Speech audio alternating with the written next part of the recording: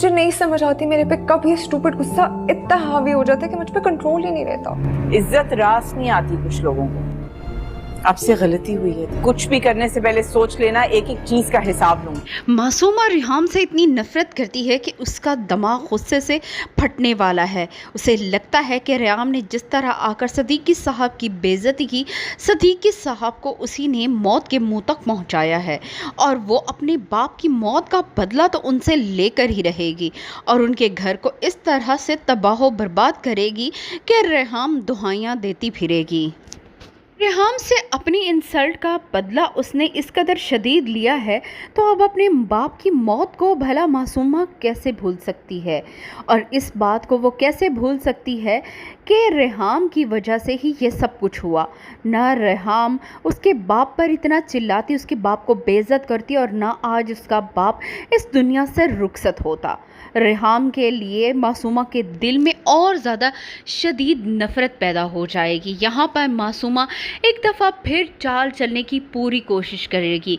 वो रिहाम को तबाह बर्बाद कर देना चाहती है और चाहती है कि रिहाम को वो ऐसी सज़ा दे जिसके बाद रिहाम कभी उसके सामने सर भी ना उठा सके। और मूसा के मासूमा के घर आकर हंगामा करने के बाद तो मासूमा का इरादा पुख्ता हो जाएगा कि वो कुछ भी हो इन माँ बेटे को तो नहीं छोड़ने वाली।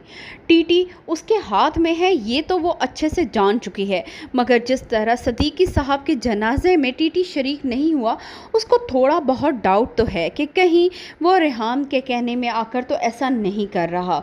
मगर जल्द ही मासूमा एक दफ़ा फिर टीटी पर कब्ज़ा करने वाली है और उसके बाद वो रिहाम और मूसा को वो सबक सिखाने वाली है जिसके बाद रिहाम बहुत ज़्यादा पछताएगी। उसे अंदाज़ा नहीं कि उसने किससे पंगा ले लिया है।